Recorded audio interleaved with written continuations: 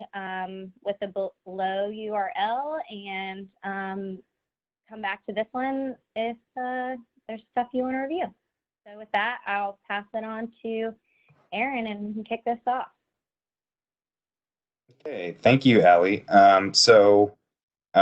We are now going to get into the discussion portion, but before we do, just a couple of housekeeping rules. Hopefully many of you were able to attend last week, but if not, this is new information. So today is about having a collaborative discussion on the impacts COVID-19 is having on us professionally in healthcare and what we're doing about it. What we would like to do is, if you want to contribute, if you want to contribute either A, with a question, or B, with an answer to someone else's question, I've tried to go through and mute most everyone so that there's not a lot of background noise and everything. And if you do want to contribute, you can either raise your hand, which is by clicking the little hand that's over by your name in the list of participants that you'll see, or you could, if you just want to submit a question, another way to do that is you can do it in the chat feature of WebEx. So those are kind of the two ways that you can jump into the conversation. I'm going to get us started, there were a couple discussion questions that were submitted before, like this week, throughout the week from a couple individuals. I'm going to start with these. Background noise. So I'm going to start with these, and we'll go with the first one, and then the second one, and then there's one other one that I got messaged to me. And then as people have other questions, we'll just see where the conversation goes like we did last week. Okay, so the first one is, are other hospitals having a centralized incident command centers, and are people finding success in an incident command center to a virtual setup? Would love recommendations for this. We are still physically in the same room, and there are about 20 people without social distance boundaries. So does anyone out there have some thoughts around this one? You can raise your hand or just unmute yourself on the WebEx by clicking that little microphone icon next to your name.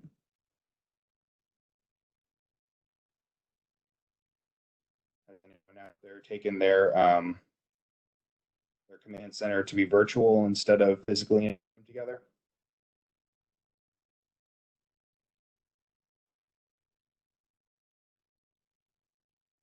Any hands going up? I'm talking, so that's okay. The other one is, I'm especially interested in any staffing projections anyone has done or is doing. It would be great if a simple modeling approach can be shared. There are so many predictions and projection tools out there, one doesn't know which to trust and use. We are internally working on some staffing projections based on sheer factor of recent census data since it peaked in our hospital. What about on that question? Does anyone have anything to share?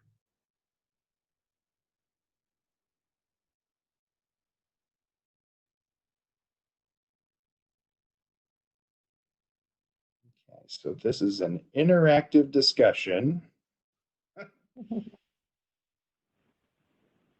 Hi, Aaron, this is Kian. Can you hear me? Hey, yes, Kian, we can. Yes, that was my question. So I'm really interested to see if, anybody has had any approach to that kind of a rapid approach. I know these projections kind of take time and need some good data and input. So I was interested to see if anybody has done on a very rapid turnaround, something like that. We have a productivity report I'm currently working on, kind of producing that with whatever data I have at hand. That can at least give the senior management some idea about, compared to some benchmarks, who is over, who is under. But we have someone who's raising their hand, so okay, I'll mute myself. E221838. A lovely name. I unmuted you. You can go ahead and talk. Your hand raised.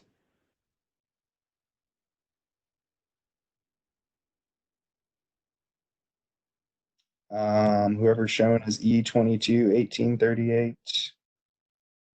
Have your hand raised. I unmuted you if you want to say something. Might have to unmute on your phone.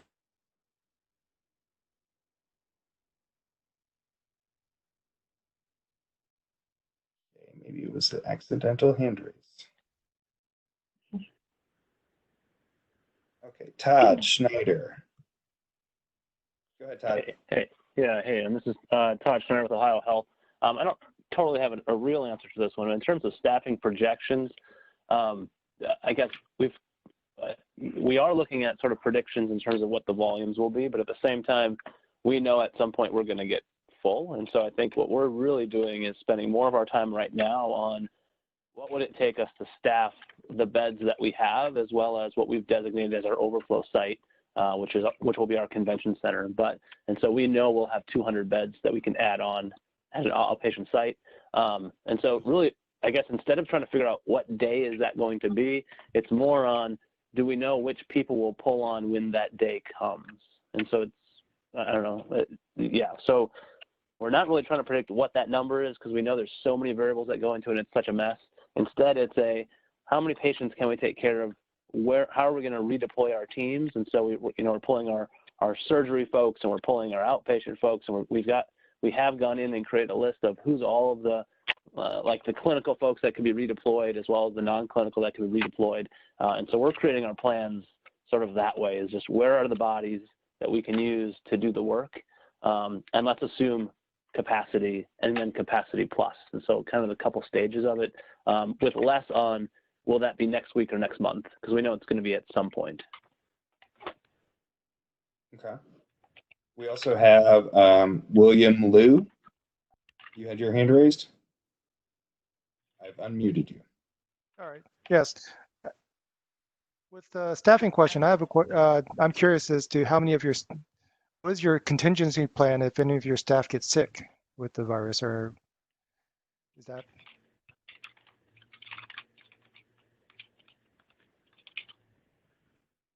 Like in terms of, I think, I mean, we certainly, right, we've got our associate health and our teams that are, right, as people report, we do put them into quarantine and ask them to stay home. And so I guess, I don't know to what extent we've built that in. We are reporting each day how many folks do we have in quarantine, how many have tested positive, how many have returned to work, and so we're monitoring that. I don't know if we've necessarily built into our models sort of what will that look like yet, in terms of if we think we have this many bodies, I don't know that we've backed out a certain percent for assumed illness. Okay. And what about any treatments that you guys are looking for in case of? Treatments? Yeah. I don't know. I'm not sure on that front. Okay. Okay. So I think we can go ahead. Any other contributions on that question about staffing projections? This is Allie. I don't have a question on the staffing projections, but I am very interested in the virtual command center setup on not necessarily who did that, but I am kind of shocked that we have 20 people in the same room without social distance boundaries in the center of the hospital. And if it's interesting to me, and I don't know if anybody maybe who's joined the call recently since we've asked that question has anything to say about a virtual command center versus a physical command center.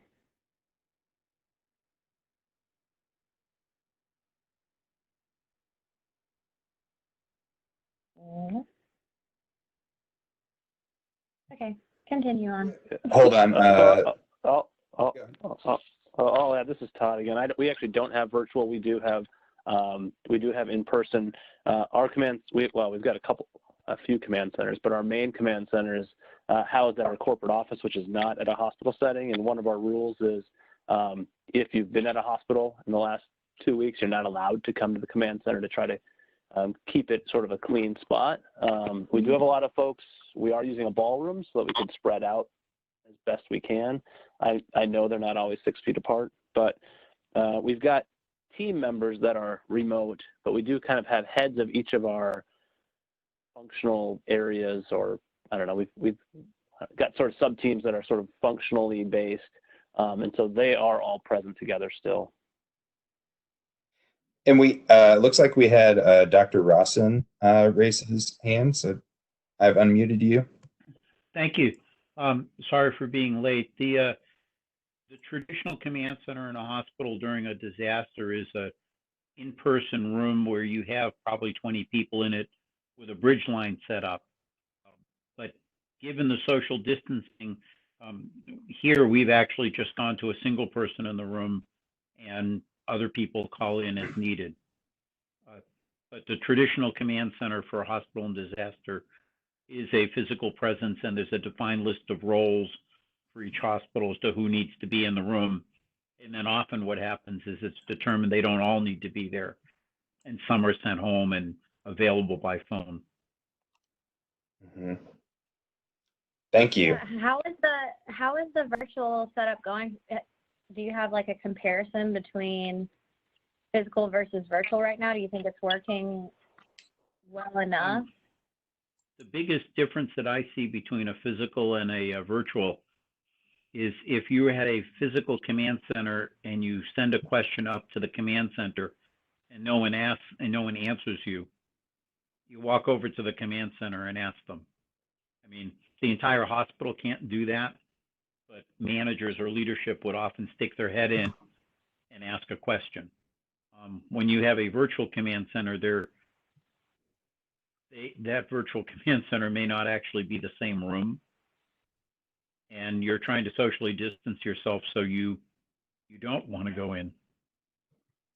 So I think you're relying on people to respond to your questions and close the loop more, and if they don't, you don't have a really good alternative. Yeah.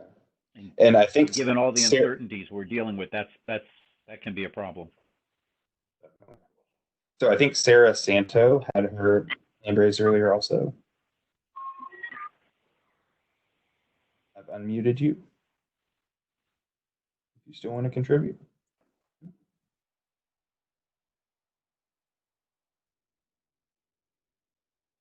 Sarah, are you there?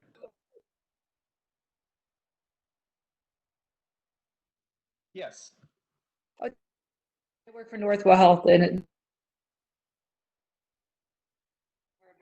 I haven't been involved, but we participating,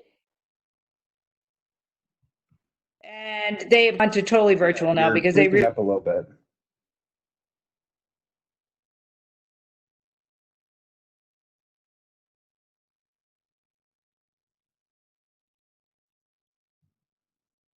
Okay, she broke up a little bit.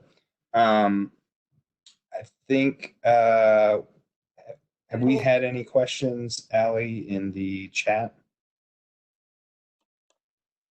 Nope, no questions so far. I thought I saw something.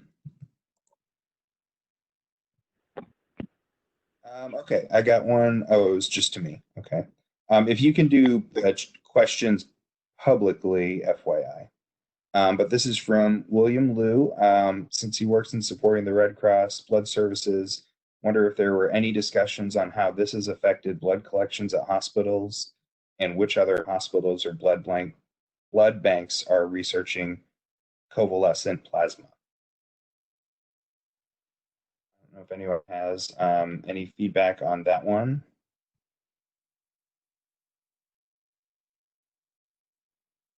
Raise your hand or unmute you. William, if you want to say any more about that one than what I said, you certainly can. Yes, not really. We just started working on the convalescent plasma stuff, so. Okay, Elise? Hopefully we see something positive from it for antibodies, and it could be a possible treatment for frontline people. Okay. Elise, I unmuted you. I don't know if you. wanted to contribute? Yeah. Related. This isn't an answer. This is a new question. So I don't know. It's a little hard to hear you. Oh, better now. Sorry Yes. about that. Yeah, that's okay. Yeah, different question. My company is going through a lot of different furloughing right now. So I'm just reaching out if anyone, I guess I want to ask if there's any kind of success in like keeping morale with your teams, specifically in process improvement during like massive furloughing. I visited some of my internal clients yesterday because I've been working from home basically, but going in once a week because that's the only time I can go on site. A lot of my teams some of them don't even know that other parts of the company are on furlough, so it's kind of a mess. So I guess I'm just asking if anyone else is going through a similar situation or has any kind of good advice for keeping your teams motivated with process improvement during, crappy times, basically. That's hard to answer, but putting it out there. Thank you. Okay. Yeah, no problem. Thanks for the question. Does anyone have any thoughts on that? Again, you can unmute yourself or you can raise your hand if you want to.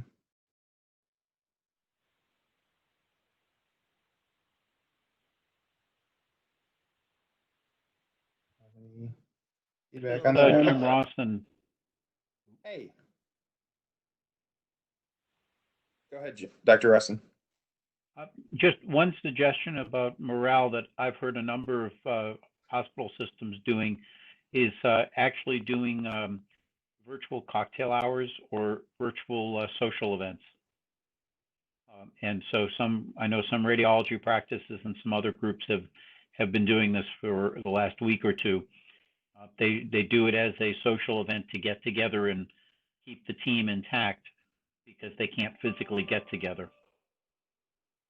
And if you use Zoom, there is a function in Zoom that lets you go into small groups. So instead of our traditional break into small groups, you essentially, break into a small group socially.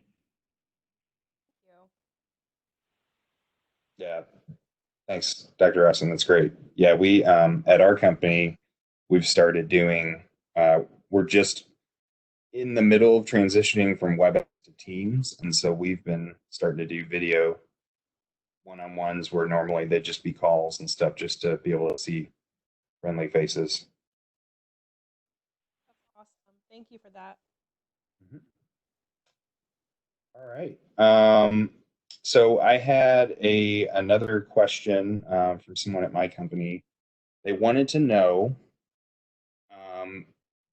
when people, if you're going online to search in this time, what are you searching for online when you're looking for help with how to handle some of the new situations and everything that you're dealing with COVID-19?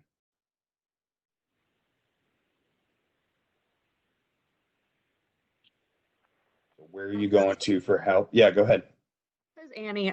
So my health system was facing a shortage, and AJ actually reached out to me and helped connect me with a group in Chicago of about 300. Well, originally it was 300 people with 3D printers that were making face shields. And so from this call last week, just other people on this call were able to help connect and get 500 face shields to our frontline caregivers. So shout out to AJ for that, but also just telling people, reaching out for help, posting stuff on Facebook, and then doing what the people of the internet tell me to do to get my team supplies. That's great. That's a great story. Makes me feel good about having these. Good. Okay. Any other thoughts on that? What are you trying to search for right now for help? Or where else are you going for help? Either one of those.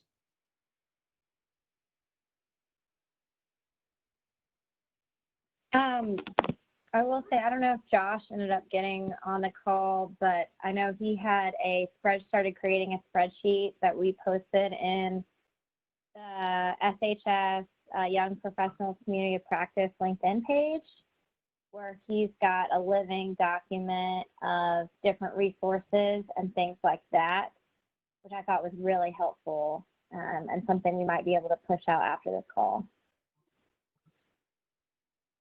Oh, that's great. I think is it a different Allie that has their hand raised above the list from Allie Hobbs?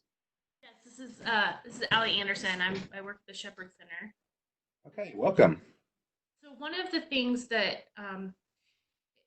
it's related to the things of our work that has changed because of this environment. It's not really directly related to COVID-19, but so many of our teams are remote and all of our outpatient clinics are shut down, but that leaves a fair amount of people who might have time to improve things or to brainstorm improving things. And so the things I've been spending a lot of my time supporting is actually process improvement that they don't normally have the time to focus on. And so one of the things I've been searching for is better, like, kind of personal development training of how do I virtually facilitate conversations I would normally do in person, Post-its and with whiteboards and things like that. How do I use tools available to me to virtually have these conversations? Because I've never had to do that.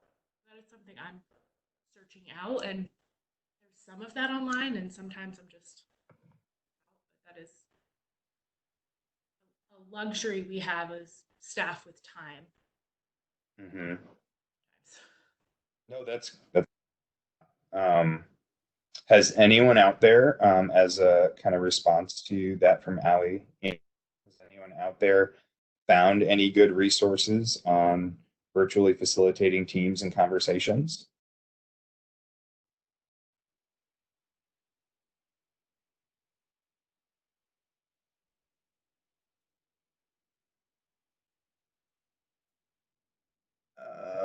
Okay. Here, I'm gonna So in the unmute. chat, Yeah, there's some sorry. chat. Go ahead. You talk about it. You got it. IDEO said that was listed in the chat. Is that a good site for the resources and for helping facilitate teams, or is that just a good site in general for resources?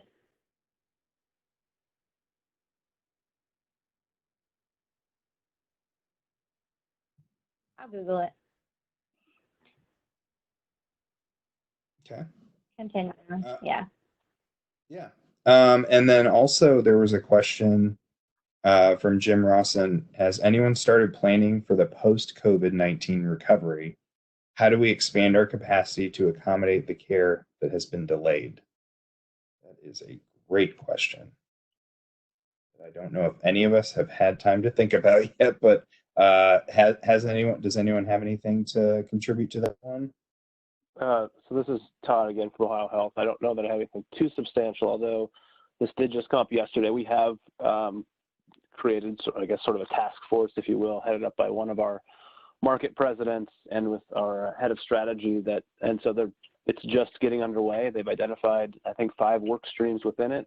They're calling it sort of the COVID plus 1 day plan of what, kind of to your point, Jim, what do we do with the elective procedures that are now going to start flooding in? And what do we do about, does our management system need to change at all based on what we've learned from this? And what do we do about kind of, I think right now it's more a list of questions than answers, but we've identified some team leads to ideally start thinking through this so that we are ready for that day plus 1 when we're over the hump.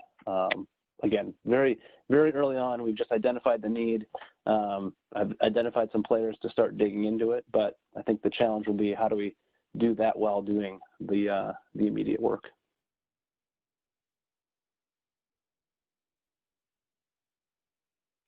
Okay. Does anyone else have any contributions for that one? About planning for after? Hey, this is Lauren Todd. Can you hear me? Yeah. Hey, so kind of on that level, I know I'm on the rev cycle now, but it's similar. You know, while our volumes are contracting, we are not furloughing people. We're putting them on a we're calling it pandemic pay code. So we're keeping them employed, keeping their benefits, and keeping them paid at a fairly high percentage, so that we still have the capacity to jump back up when the need arises. And we can very easily, we're keeping them active in the system, and we can very easily pop them back onto an active pay code when the need arises.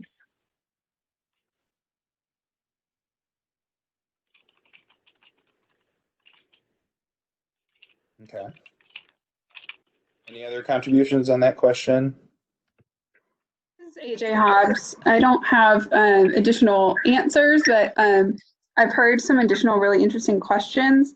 One is, how do we care for the staff who are on the front lines fighting this after the kind of big wave settles down?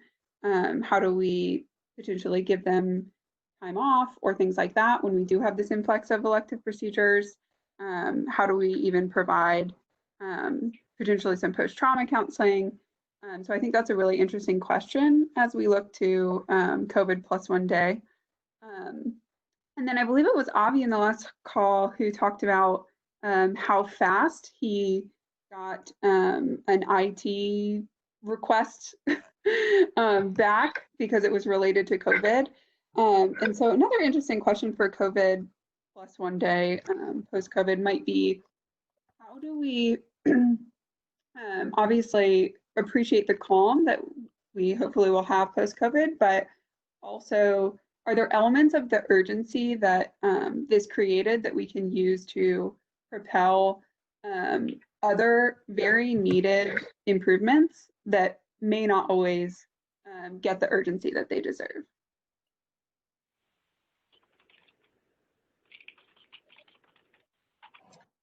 So this is Annie again. My health system, we have a pretty big behavioral health unit, and we're actually flipping to our volumes have fallen because they're not as many people are coming in for counseling, and so we actually are requiring all caregivers to have, I think, 3 visits. You might be able to, if I don't know, one of our team members decides you don't need multiple, but all of our frontline is required to meet with our staff just to kind of talk about how they're dealing with things. So like even I was in the incident command center, and I have a 3 required kind of mental health check-in. 1 to make sure that to give our psych team something to do, and 2 to make sure our frontline is surviving through all of this. That's amazing.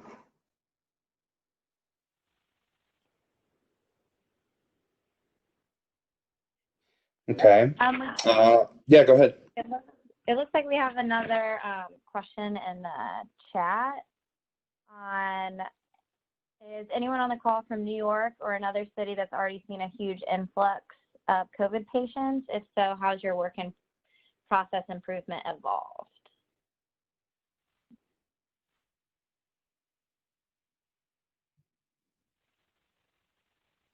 I think I heard someone from Northwell earlier, but I don't know if it's extended out to Long Island. Yeah, Sarah, it looks like you. What was the question? I missed it. So just how, go ahead, go Allie. ahead. Go ahead. Yeah, just with the huge influx of COVID patients that you guys are experiencing that maybe the rest of the country hasn't hit yet, how's your work and process improvement evolved? You know, I'm personally not involved with that, so I can't really talk to that. Okay. I mean, I really don't. I can't say because I'm more on the process and IT side. So we're supporting hospitals from an IT perspective, making sure that all the systems are up and running and they have all the resources they need and things like that. So this is Annie again. I'm sure you guys are all getting sick of hearing my voice. But what we did is we all kind of shifted into this incident command mode. And so some of the projects I've been working on, we rapidly deployed communication boards to all the floors that I will be responsible for updating once a week.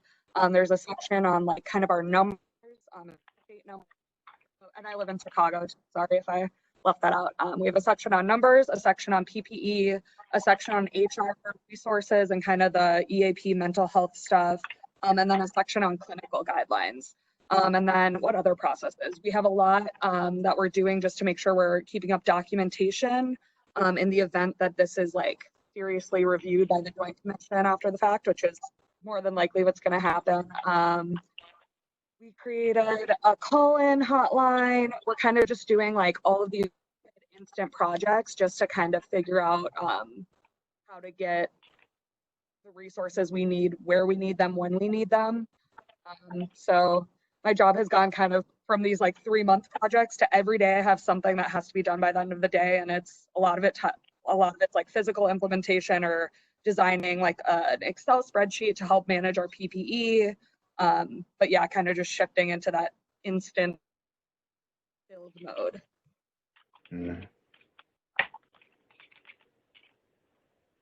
Yeah, there was a comment last week. I think it was from Ivy or someone else. I can't remember, but that changes now are where it would take months to do a project, they're being done in a day, just because the urgency is there and you have to, and people are making decisions quicker and you're getting through things quicker. Similar question along the same vein for this came from Todd Schneider. For hospital-based PI professionals, what work are you plugging into these days? Similarly, what types of projects are you working on in your hospitals? So again, people can either raise their hand or if you want to just unmute yourself, you can.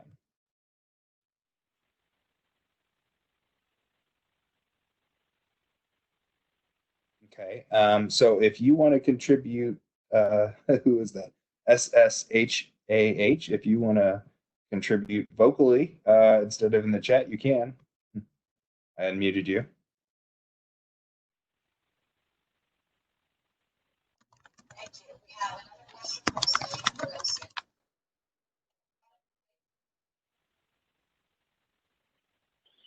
Okay. Currently on another call. Okay, well, thanks for participating anyways. So that is multitasking. Development of workflows and planning for surge. Dr. Russin, do you want to expand a little bit on your answer?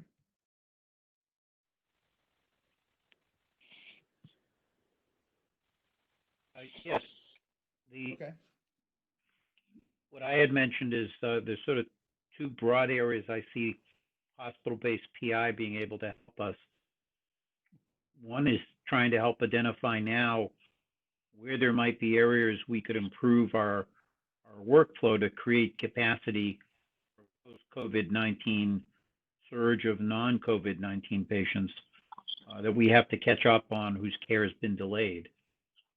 The other is looking at the preparations for the surge that is coming. What's interesting is we're probably going to have to, in many hospitals, convert spaces into ICUs or wards, hospital beds, and also deploy staff into other areas. But we don't have good inventories of skill sets that people have. So if you were trying to deploy someone not for their clinical skills or their usual day job, how would you know what skills they had? How would you have built out some type of a database that said, oh, this person has language skills in another language and could work as a translator? How would you? So that's one of the challenges is if you're going to do a redeployment plan, is figuring out how you inventory those skills and what skills you'd look for.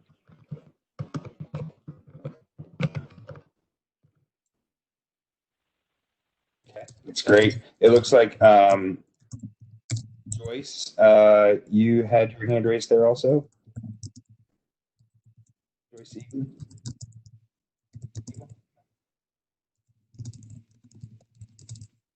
Joyce, if you had something, I unmuted you.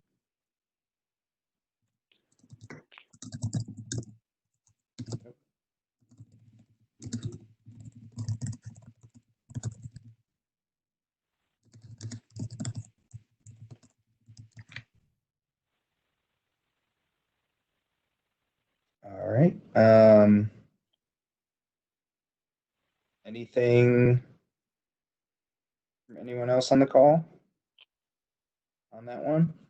Yeah, Aaron, this is Kayla Cole from Anova Health System out in the greater Washington, D.C. area. Jim, our team is currently looking at that exact same problem. We have a lot of brain power going across our system we have 5 hospitals and over 100 outpatient care sites plus ambulatory.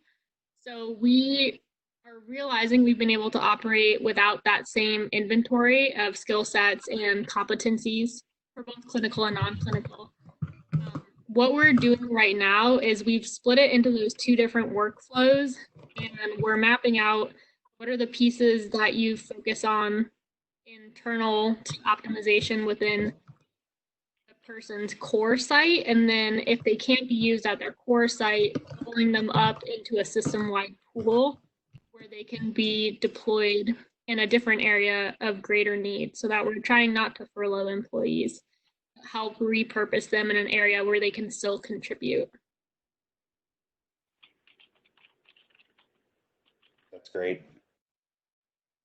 Thank you, Kayla. Allie Anderson, it looked like you had your hand raised and you put a comment in the chat. So I don't know if you want to share. I had my hand raised immediately, but my comment in the chat is one of the things that our group is working on. So the Shepherd Center is not an acute care hospital. We don't have an ED where people are coming in with COVID, but we do have to protect our patients who are at risk of contracting it and are incredibly vulnerable if they do. We already have ICU with ventilator patients just based on the injuries. And so one of the things our team is working with is like, what is our response to a positive patient? Like if we have someone in-house, what are we doing to trace their, if might have been exposed? Everyone's already all PPE'd up, but what are we doing to kind of help them track down that what if, and what do we do next once we do it? We don't have, we're not the ED, we're not the front line, but we still have patients who are at risk. Right. Okay.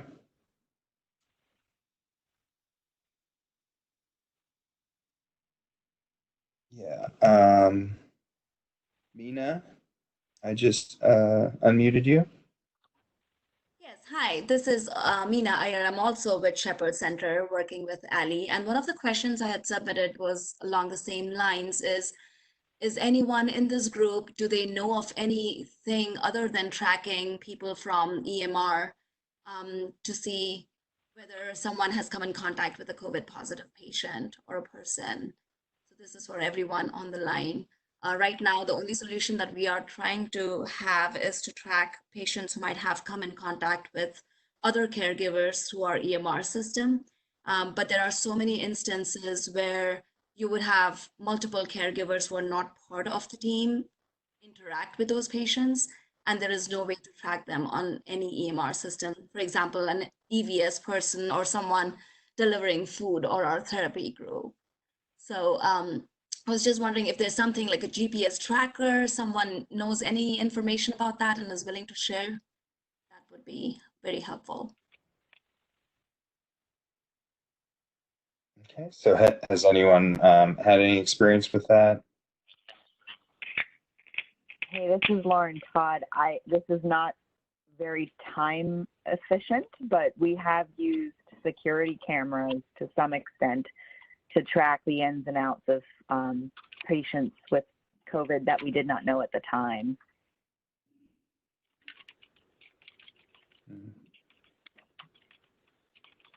There was I can't remember who it was that talked about it last time in our call last week, but they had talked about that when patients were in, this isn't exactly the same thing, but it could be extrapolated. When patients came into the hospital and were screened, they were given like an armband, a certain color armband or something like that, if they had, screened to be quote unquote okay. But you could do something similar with a colored armband, or if they've been in contact with that patient Just a thought, but I don't know if anyone have, I mean, that's just my thoughts. I don't know if others have actual examples to provide. This is Jim Roston again. In the radiology workflow, one of the challenges is we often end up working patients up and then something changes in the patient's care and they then get tested for COVID-19. And what occupational health often does is calls the manager and asks them to do a trace to see who was involved in their care. Just to make your question more complex, once you find out who that person is that was involved in the care, however you do that, you have to actually then figure out personal protective equipment they were wearing. And so we now are recording in the medical record what mask and gown our staff was wearing when they took those x-rays. Because once you find people, the challenge is actually figuring out whether they were exposed. And the PPE they had on is then relevant.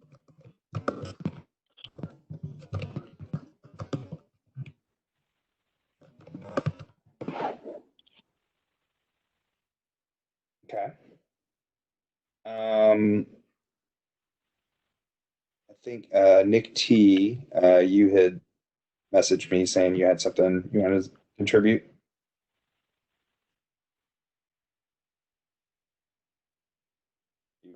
Nick. Okay. Can you talk real quick, Nick, to make sure I've got the right person unmuted here?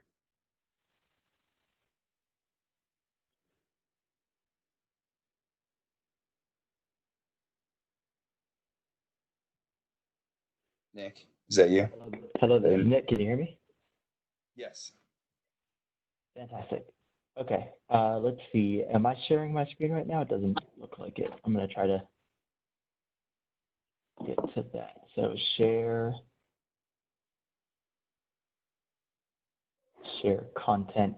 I'll just speak to it. I'm not sure how to share this screen based on the view I have. So earlier there was a question about how can we as healthcare providers or hospitals get PPE or request PPE, and what are some medium to be able to share that?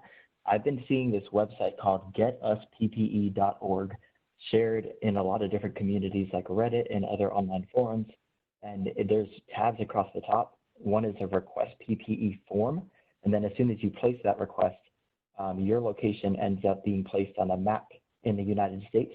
And on that map, you can see other nearby healthcare organizations that are behind on PPE and are requesting it. And then there's additional tabs like Give PPE, where those who are creating PPE can look at this website to identify who has a need. And there's delivery instructions provided.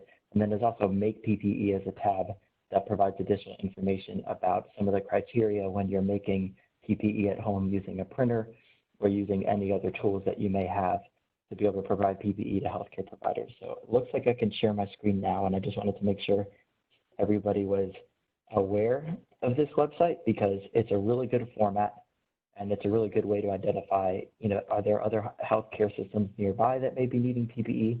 So if I zoom into Atlanta here, I can see that it's not one of the highest needs for PPE, but I can see Grady Hospital has already submitted a request, as well as some other nearby organizations, and they have instructions clearly laid out about where to drop it off and what type of equipment is still missing. A lot of organizations have started using this site, and it's certainly something that people on this call could recommend if they're looking for PPE. That's great. Thank you, Nick. No problem. Let's see if I can pass back the screen. I got it. Yep. Thank you. Okay.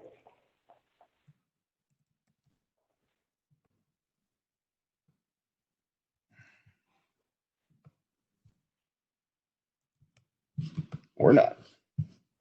Okay. We'll just keep going, even though I'm having trouble sharing my screen. Hold on with my WebEx screen. Can everyone still hear me? I can. Yeah. Okay, good. Yep, right. you're good. I lost weird control. I don't know what's going on my end. But anyways, let's just keep the conversation going. Anything else about current projects that you're working on? Any other thoughts on what Nick just shared there with the PPE website? I'm having trouble with the controls, so just unmute yourself by clicking the little red microphone and you can talk.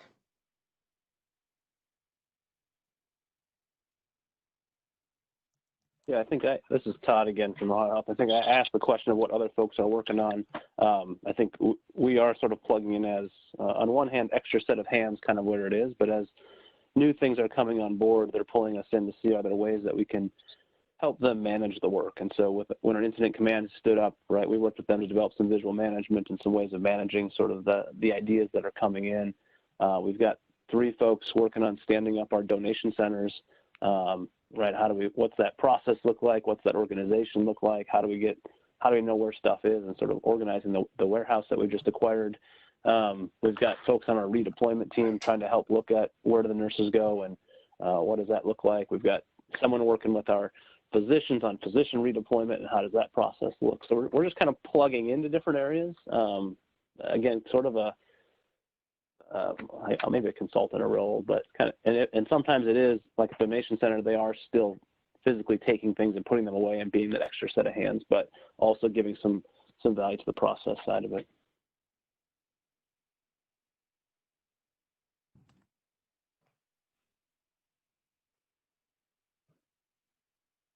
Okay. Thanks, Todd. There was a question from the person that's multitasking on another call. Is there a way to share any best practices, such as workflows or surge plans, redeployment plans? And Valerie said that their IISE has a site you can upload materials to. Also, if there's anyone that feels they may have a best practice for any of that, I did plan on scheduling another one of these next Friday. We could potentially use the time next Friday for people to go over best practices in some of those areas. So if you could in the chat, like they did, if there are certain things that you're looking for best practices on, I can send that list out after the call and people can have a week to prepare a little something to present back to the rest of the team if they feel they may have a best practice or at least something that would be beneficial to others.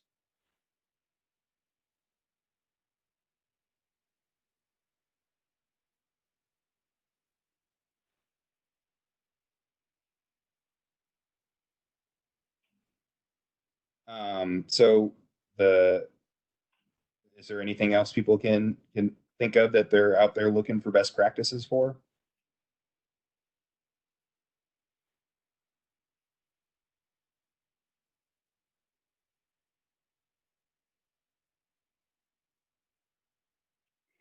This is Allie Hobbs again. I know we have hit on it a few times, but something we're really looking for at one of the hospitals we're consulting with is best practices for any way we can be recouping funds lost during this time,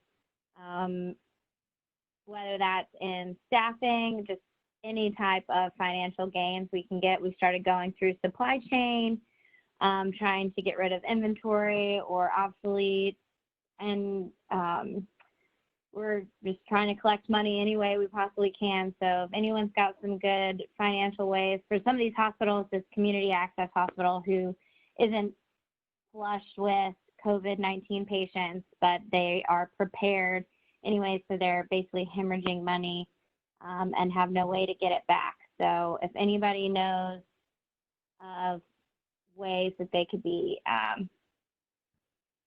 saving money or getting money back, I would love to hear about that next week on the call or today.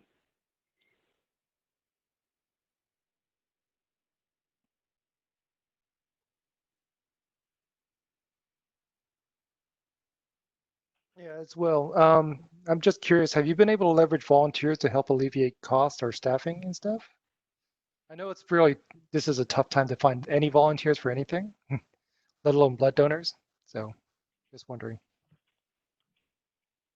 Yeah, so they do have a pool of volunteers, but unfortunately, their pool of volunteers are a lot of high-risk patients for COVID-19, so they weren't able to utilize them as much as we thought. Nicely put. So things that they're doing now are we're redeploying staff to do inventory counts and other process improvement things that can be tackled during the staff, like terminal cleans. They're 5S'ing. We're trying to keep them employed any way we can, giving the staff hours, but we can only do so much of that. Hey, this is Lauren again. Switching a little different than we usually look at, but instead of trying to cut expenses, which we already do so deeply in healthcare, is how to increase the income from insurers. So I've read some stuff. I don't know the details, but some private payers are giving advances if you can show historical payments from them. And then if they don't hit it, if they don't utilize those payments, you're going to have to pay it back. It's a little interesting twist in the way to think of that problem, and you'd have to get with your rev cycle side. But if you want to Google some of those things, I know like a big United plan or a Blue Cross plan might be open to those kind of activities depending on the negotiation power of your facility. Great, thanks.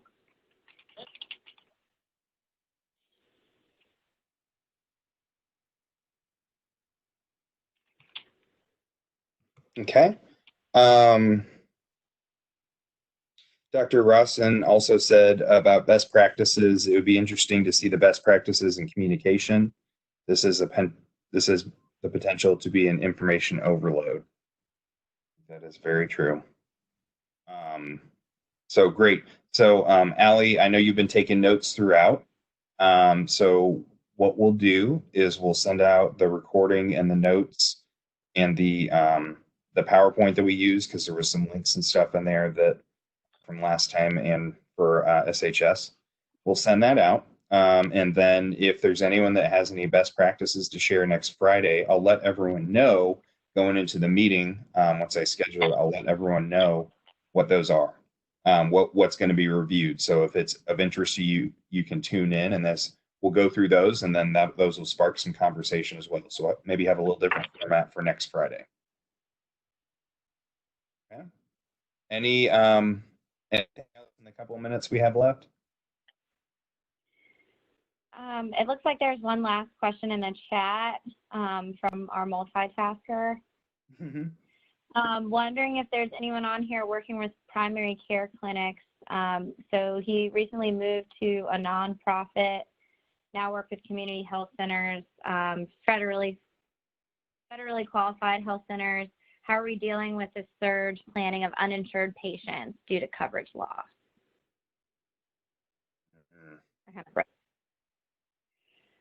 That's a tough question, but.